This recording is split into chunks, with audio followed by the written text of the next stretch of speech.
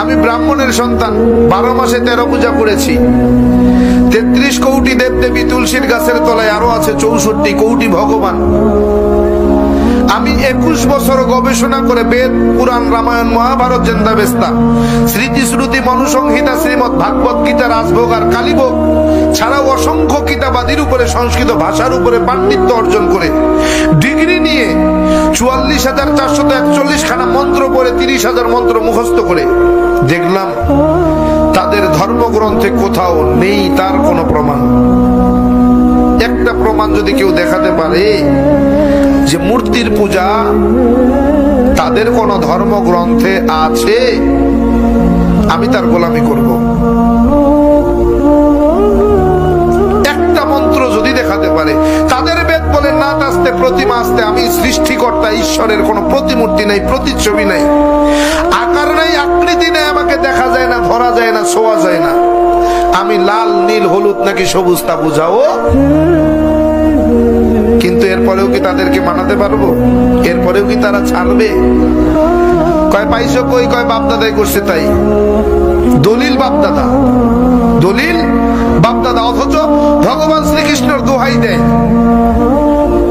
ভগবান শ্রীকৃষ্ণের দোহাই দেয়। ভগবান শ্রীকৃষ্ণ শ্রীমদ ভাগবত গীতার 7 নম্বর অধ্যায়ের 20 নম্বর পৃষ্ঠার মধ্যে বলেন, অন্ধত্তম প্রবিশান্তি অসম্ভূতি মুপাস্তে। কালকে হাসরের মাঠ যখন কায়েম হয়ে যাবে, তোমরা আমাকে ভগবান বলে ভাষায় দিবা, আমারে তোমরা জাহান্নামে দিবা। আমি সেই রাস্তা রাখি নাই, আমি আমার রাস্তা ক্লিয়ার করে দিয়েছি। অন্ধত্তম প্রবিশান্তি অসম্ভূতি মুপাস্তে। অন্ধকারের পূজা, মূর্তির পূজা, গাছের পূজা, মাছের পূজা, আগুনের পূজা তারাই করে যারা অন্ধকারের মধ্যে ডুবে রয়েছে, যাদের ভিতরে কোনো আলো পৌঁছায় নাই, যারা এখনো আলোর মুখ দেখে নাই, তারাই কেবল গাছের পূজা, মাছের পূজা, আগুনের পূজা, পানির পূজা করে। আর যারা আলো দেখেছে, হেদায়াত পেয়ে গিয়েছে, নূর দেখেছে, তারা তা করে না। কেমনে বুঝাবেন ওরে? ভাই, ইসলাম কিন্তু এমনি গ্রহণ করি নাই, যাচাই বাছাই করে গবেষণা করে তারপরে মুসলমান হয়েছে।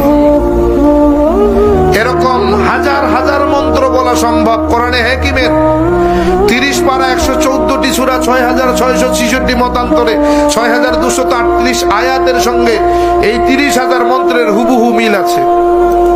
কোরআনে হাকিমের প্রত্যেকটি আয়াতের সঙ্গে কয়েক শত মন্ত্র পাঠ করে শোনানো সম্ভব। শুধু তাই না, প্রত্যেকটা মন্ত্রের কিতাবের নাম, অধ্যায় নম্বর, পৃষ্ঠা নম্বর, শ্লোক নম্বর বলার মতো যোগ্যতা আল্লাহ তাআলা আমাকে দিয়েছেন।